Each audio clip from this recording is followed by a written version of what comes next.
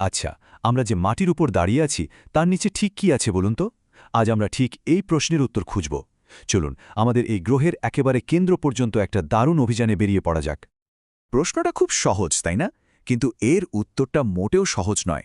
এই একটা প্রশ্নের উত্তর খুঁজতে গিয়েই আমরা পৌঁছে যাব হাজার হাজার কিলোমিটার গভীরে, এমন একটা জায়গায় যা কিনা সূর্যের চেয়েও গরম। আর এটাই কিন্তু আমাদের আজকের এই পুরো আলোচনার মূল চাবিকাঠি।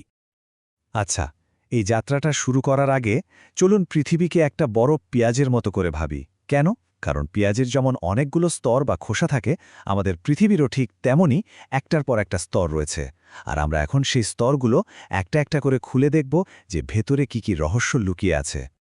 ব্যাপারটা শুরু হয়েছিল কোটি কোটি বছর আগে। তখন আমাদের পৃথিবী ছিল একটা ফুটন্ত গরম তরলের গোলা। আর তখন কি হলো, যত ভারী জিনিস যেমন ধরুন লোহা বা নিকেল, সেগুলো সব টুপ করে ডুবে গিয়ে একেবারে সেন্টারে বা কেন্দ্রে জমা হলো। আর যেগুলো হালকা সেগুলো সব ভেসে উঠল ওপরের দিকে। এই যে ভারী আর হালকা জিনিস আলাদা হয়ে গেল, এই প্রসেসটাকেই বলা হয় ডিফারেন্সিয়েশন। আর ঠিক এভাবেই তৈরি হয়েছে পৃথিবীর তিনটে প্রধান স্তর: ভূত্বক, গুরুমণ্ডল আর কেন্দ্রমণ্ডল। তো চলুন যাত্রাটা শুরু করা যাক একদম বাইরের স্তরটা দিয়ে, যেটার উপর আমরা সবাই থাকি। আমাদের এই বাড়ি, ঘর, শহর, পাহাড়, সমুদ্র সবকিছুই রয়েছে এই পাতলা ভঙ্গুর স্তরটার ওপর। আর এর নাম হল ভূত্বক বা ক্রাস্ট। ভূবিজ্ঞানীরা মহাদেশীয় ভূত্বকের একটা বেশ মজার নাম দিয়েছেন। তারা একে বলেন শিয়াল, ইংরেজিতে সিয়াল। কেন বলুন তো? কারণ এটা মূলত দুটো জিনিস দিয়ে তৈরি, সিলিকা বা এসআই আর অ্যালুমিনিয়াম বা এল। তো সিলিকা আর এল মিলিয়েই হলো শিয়াল। নামটা মনে রাখাও বেশ সোজা, তাই না? তবে একটা ইন্টারেস্টিং ব্যাপার আছে, এই ভূত্বক কিন্তু সব জায়গায় এক রকম নয়। দু রকমের ভূত্বক আছে। একটা হলো মহাদেশীয় ভূত্বক, যার নাম আমরা একটু আগেই জানলাম, শিয়াল। এটা সিলিকা আর অ্যালুমিনিয়াম দিয়ে তৈরি বলে বেশ হালকা। আর দ্বিতীয়টা হলো মহাসাগরের তলার ভূত্বক, এর নাম সীমা। সীমা কারণ এটা সিলিকা বা সাই আর ম্যাগনেসিয়াম বা মা দিয়ে তৈরি, আর এটা শিয়ালের চেয়ে অনেক বেশি ভারী। এই যে কোনটা হালকা আর কোনটা ভারী, এই পার্থক্যটাই কিন্তু আসল খেলা। তাহলে এর মানেটা কি দাঁড়ালো? মানেটা খুব সহজ। হালকা মহাদেশগুলো আসলে ভারী মহাসাগরীয় ভূত্বকের ওপর ভেসে আছে, ঠিক যেমন জলের ওপর বরফ ভাসে।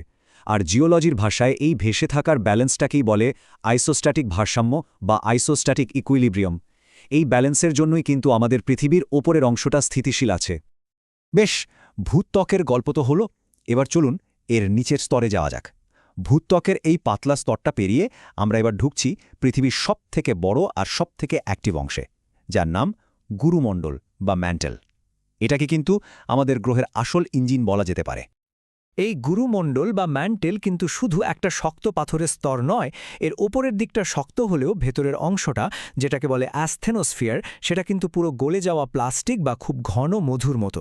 আর সেখানেই আসল ঘটনাটা ঘটে। ওখানে প্রচণ্ড তাপে পরিচলন স্রোত তৈরি হয়, ঠিক যেমন হাঁড়িতে জল ফুটলে যেরকম হয়। এই স্রোতই ওপরের শক্ত প্লেটগুলোকে নাড়াতে থাকে। আর ঠিক এই কারণেই কিন্তু মহাদেশগুলো প্রতি বছর একটু একটু করে সরতে থাকে। আমাদের অভিযান এবার একেবারে শেষ ধাপে।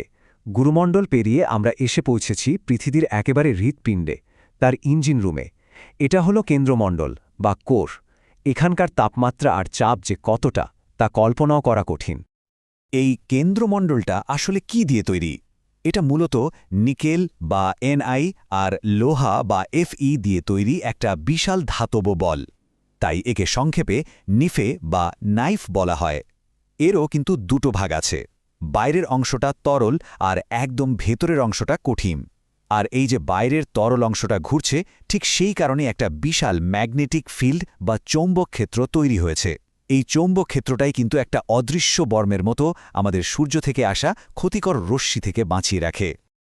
আচ্ছা, এতক্ষণ ধরে আমরা যে এত কিছু জানলাম, এটা শুনতে তো দারুণ লাগছে। কিন্তু একটা প্রশ্ন তো আসতেই পারে মনে। আমরা তো আর ড্রিল করে পৃথিবীর কেন্দ্র পর্যন্ত যাইনি। তাহলে এত সব খবর আমরা পেলাম কোত্থেকে, জানলাম কিভাবে? এখানেই তো বিজ্ঞানীদের আসল কেরামতি। তারা অনেকটা ডিটেকটিভের মতো কাজ করেন। সরাসরি চোখে না দেখলেও বিভিন্ন ইনডাইরেক্ট ক্লু বা পরোক্ষ সূত্র ধরে ধরে তারা পৃথিবীর ভেতরের এই গোটা পাজলটা সলভ করেছেন। এর মধ্যে একটা বড় সূত্র হল আগ্নেয়গিরি। যখন অগ্ন্যুৎপাত হয়, তখন গুরুমণ্ডল থেকে যে গুলিত লাভা বা ম্যাগমা বেরিয়ে আসে, সেটা পরীক্ষা করেই বিজ্ঞানীরা ভেতরের অনেক কিছু জানতে পারেন। মানে আগ্নেয়গিরিগুলো হলো পৃথিবীর ভেতরের খবর জানার এক একটা জানলা। তবে সবচেয়ে বড় আর নির্ভরযোগ্য সূত্রটা কিন্তু অন্য জায়গায়, আর সেটা হলো ভূমিকম্প। ভূমিকম্পের সময় যে শক ওয়েভ বা কম্পন তরঙ্গ তৈরি হয়, সেটাই আমাদের পৃথিবীর ভেতরের এক্স-রে প্লেটের মতো কাজ করে। ব্যাপারটা অনেকটা ডাক্তাররা যেভাবে আল্ট্রাসাউন্ড করে শরীরের ভেতরের ছবি দেখেন, ঠিক সেরকম। ভূমিকম্পের সময় মূলত দু ধরনের তরঙ্গ বের হয়, পি ওয়েভ আর এস ওয়েভ। পি ওয়েভগুলো কঠিন, তরল সবকিছুর মধ্যে দিয়েই যেতে পারে, কিন্তু এস ওয়েভগুলো ওগুলো শুধু কঠিন জিনিসের মধ্যে দিয়েই যায়, তরলের মধ্যে দিয়ে যেতে পারে না। এখন বিজ্ঞানীরা সারা পৃথিবীতে ছড়িয়ে থাকা সিসমোগ্রাফ স্টেশনে বসে এই তরঙ্গগুলো কখন পৌঁছাচ্ছে, কোন পথে আসছে, সব রেকর্ড করেন। আর যেহেতু এস ওয়েভ পৃথিবীর তরল বহিকেন্দ্রমণ্ডলের মধ্যে দিয়ে যেতে পারে না, তাই একটা শ্যাডো জোন বা ছায়া অঞ্চল তৈরি হয়। এই তরঙ্গগুলোর গতি, পথের বাঁক আর এই ছায়া অঞ্চল, এই সব কিছু বিশ্লেষণ করেই বিজ্ঞানীরা পৃথিবীর ভেতরের একটা নিখুঁত ম্যাপ তৈরি করে ফেলেছেন। তাহলে পুরো আলোচনা থেকে আমরা কি বুঝলাম? সবচেয়ে গুরুত্বপূর্ণ টেকঅ্যাওয়ে হল, পৃথিবীর ভেতরের এই স্তরগুলো কিন্তু একদমই স্থির নয়। ভেতরে একটা অবিরাম তোলপাড় চলছে। আর এই ভেতরের শক্তির কারণেই কিন্তু বাইরের পৃথিবীতে আমরা পাহাড়, মহাসাগর, মহাদেশ এই সব কিছু দেখতে পাই। এগুলো সবই ভেতরের ওই ডাইনামিজমের ফল। আমরা জানি যে ভারতীয় প্লেট ধাক্কা দেওয়ার ফলে হিমালয় পর্বতমালা এখনও ধীরে ধীরে উঁচু হচ্ছে। এটা তো ভেতরের শক্তিরই একটা প্রমাণ। এখন প্রশ্ন হল, পৃথিবীর এই অভ্যন্তরীণ শক্তি আর তার চলাচল ভবিষ্যতে আরও কোনো বিশাল পরিবর্তন আনবে?